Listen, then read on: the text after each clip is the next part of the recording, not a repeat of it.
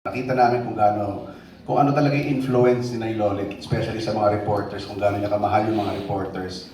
At kung paano niya kami tinuruan magmahal sa mga reporters, di ba? Na kumbaga, respetuhin niyo sila, di ba? At tama nga, may ibang mga times na hindi ka magalaw ng mga reporters dahil alam nilang alaga ka ni Nay Lolit.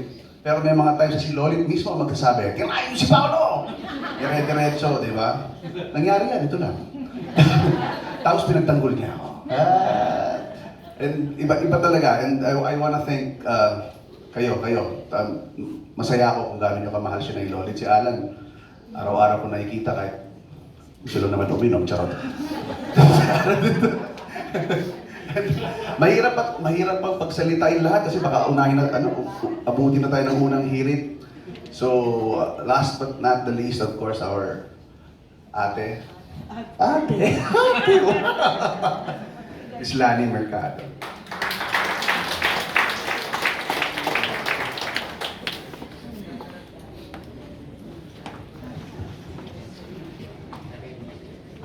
Salamat, Paolo. To ends ni si. Nagtataka rin talaga kung bakit yun ang pangalan ng dalawa. Pero alam ko nicknames nyo lang yun. I just want to share with you two memorable text messages which I received from Nay Lolit. One was in April 10, which is a few days before my birthday, year 2023. Nag-message siya sa akin. Sa darating na birthday mo, sana ma-feel mo pa kung gaano kapalad ka na naging kapalaran mo bilang Mrs. Bong Revilla. Ang legal at nag-iisang tunay na misis ng poste ng pamilya nyo. I love you and will always be at your side no matter what. Be happy and stay safe. Always, birthday girl. This happened in my 55th birthday. Kahit maputi na ang buhok mo, girl ka pa rin. And another message, ito talaga yung dalawang messages lang na nandito sa phone ko. Dahil tinanong kanina ni Kuya Boy kung ano yung mga memorable messages. Sabi ko, tingnan ko nga yung text messages sa akin ni Nanay. I greeted her last May 12, 2024 ng Happy Mother's Day. At sinabi ko, love you Nanay, Happy Mother's Day. Kayo na ang tumatayong ikalawang nanay ko. We'll see you next Sunday. At sinagot niya ako, love you, my dear Lani, no matter what. Talagang ako na ang nanay mo na ipaglalaban ka. Promise. We've always treated Nanay Lolit as I would always call her Secretary of National Defense. Kasi sa lahat ng bagay, kasi hindi naman upalaban ng ugali ko, hindi ako nakikipag-away. I always keep silent. If ever I keep silent, siguro ilalabas ko na lang sa harap ng asawa ko.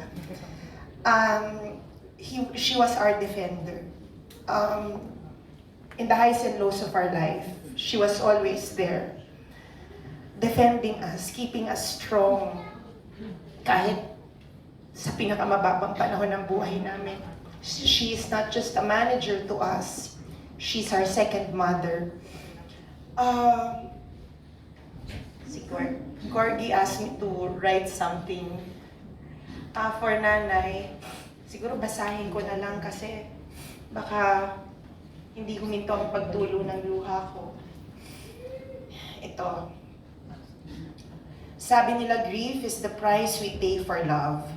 At tama po ito dahil sa ating pagmamahal sa isang tao, tayo ay lubos na nasasaktan at nagdadalamhati, maliban pa sa gulat ng ating nabalitaan sa kanyang pagdisan.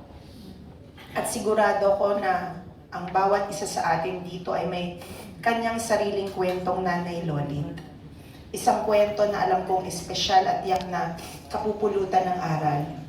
Para sa amin ni Bong, hindi lang siya isang manager. Hindi lang manager ang turing namin kay Nay Lolit. At alam kong ganun din ang lahat ng kanyang mga alaga. We owe the brightness, the continuing luster of our individual stars to her, and we reflect that back to her.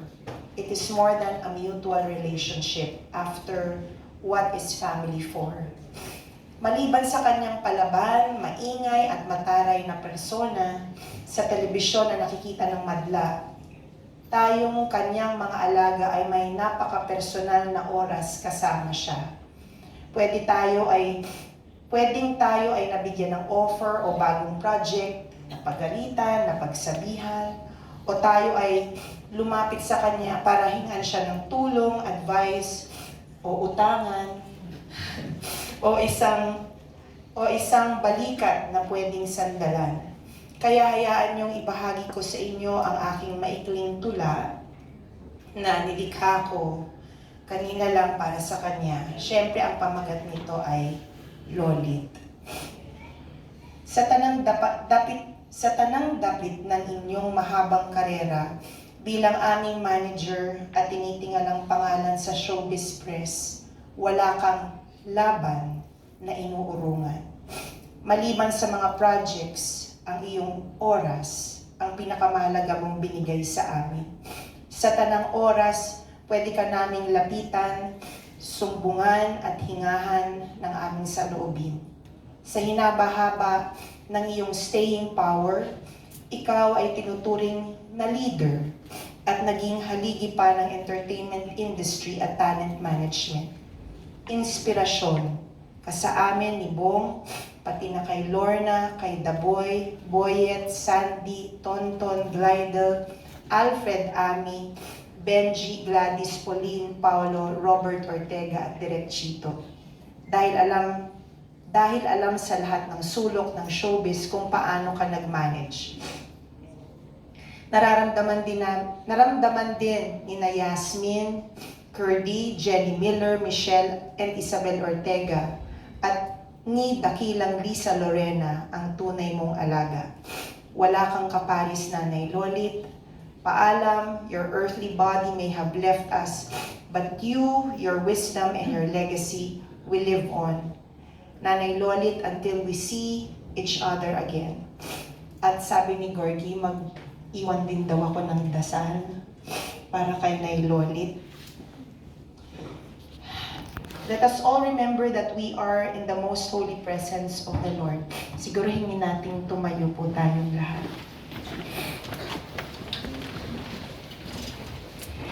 In Deuteronomy we read,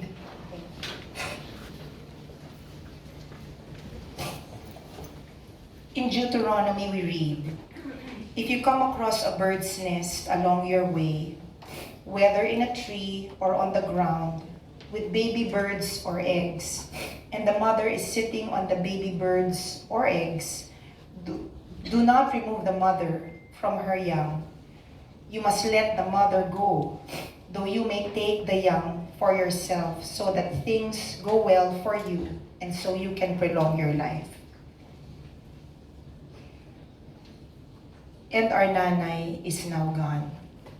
God, we are all gathered here tonight in your name and celebrate the colorful and storied life of our beloved Nanay Lolit. Alam namin na iyong nilikha ang isang Lolit Solis para hindi lang magbigay saya, buhay at kulay sa mundo ng telebisyon at pinalakang tabing, kundi nagsilbing gabay, tanglaw at ilaw namin bilang kanyang mga alaga. Nanay Lolit, your wisdom and happy disposition will continue to serve as our inspiration. Maraming salamat, Panginoon, dahil aming nakadaupang palad na kilala at naging malaking parte ng aming buhay ang isang Lolit Solis na tumatayong pangalawang ina namin. We seek your divine presence and light as we grieve this great loss. In this time of mourning, help us draw strength from each other and take comfort in the fact that our beloved Nanay Lolit is now at peace. Her earthly journey has ended, and so we commend her spirit to you, Lord, and bring our beloved Nanay into your presence forever. Also give us acceptance and rest for ourselves. May we all be united one day in your love and join you in heaven.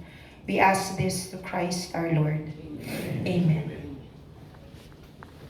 Salamat.